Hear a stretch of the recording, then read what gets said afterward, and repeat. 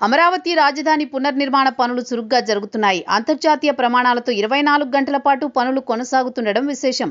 కూటమి అధికారంలోకి వచ్చిన తర్వాత అమరావతి ఊపిరి పీల్చుకుంది. గత అనుభవాల దృష్ట్యా రాజధాని నిర్మాణ విషయంలో కేంద్ర ప్రభుత్వాన్ని భాగస్వామ్యం చేశారు సీఎం. ఏకంగా కేంద్ర ప్రభుత్వం 15,000 కోట్ల రూపాయలు సాయంగా తన బడ్జెట్లో ప్రకటించింది. దానిని ప్రపంచ బ్యాంకుతో పాటు ఏషియన్ డెవలప్మెంట్ బ్యాంకుల నుంచి రుణాల రూపంలో ఇచ్చింది. అయితే దానికి పూర్తి బాధ్యత కేంద్ర ప్రభుత్వమే వహిస్తుంది.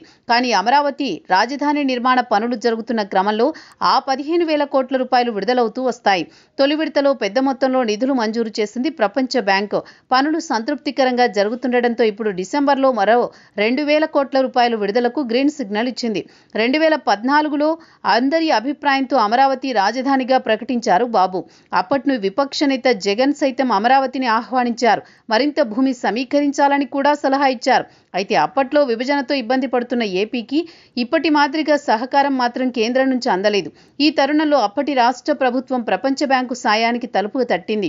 ప్రపంచ బ్యాంకు సైతం 3,000 కోట్ల రుణ సాయానికి ముందుకొచ్చింది. కానీ అప్పట్లో అమరావతిపై పెద్ద ఎత్తున ప్రచారం, బ్యాంకుకు ఫిర్యాదులు వెళ్లాయి. అసలు అది రాజధాని నిర్మాణానికి పనికొచ్చే ప్రాంతం కాదని, రుణం ఇవ్వొద్దని ఆ ఫిర్యాదుల సారాంశం. అప్పట్లో కేంద్ర ప్రభుత్వం సైతం ఆశించిన స్థాయిలో సహకారం ఇవ్వకపోవడం, ష్యూరిటీకి ముందుకు రాకపోవడంతో ప్రపంచ బ్యాంక్ ఆ 3,000 కోట్ల విడుదల చేయలేదు. అయితే ఇప్పుడు ఎన్డీఏలో టీడీపీ కీలక భాగస్వామి. మునుపటి మాదిరిగా ఎన్డీఏలో బీజేపీకి సొంత మెజారిటీ లేదు. పైగా ఏపీలో టీడీపీ, ప్రభుత్వంలో బీజేపీ కీలక భాగస్వామి. ఇలా పరస్పర రాజకీయ అవసరాల దృష్ట్యా అమరావతి నిర్మాణానికి ఎనలేని ప్రాధాన్యమిస్తోంది కేంద్రం. ఏకంగా బడ్జెట్లో 15,000 కోట్ల రూపాయల రుణ సాయాన్ని ప్రకటించింది. ప్రపంచ బ్యాంకుతో పాటు ఏషియన్ డెవలప్మెంట్ బ్యాంకు నిధులను సర్దుబాటు చేసింది.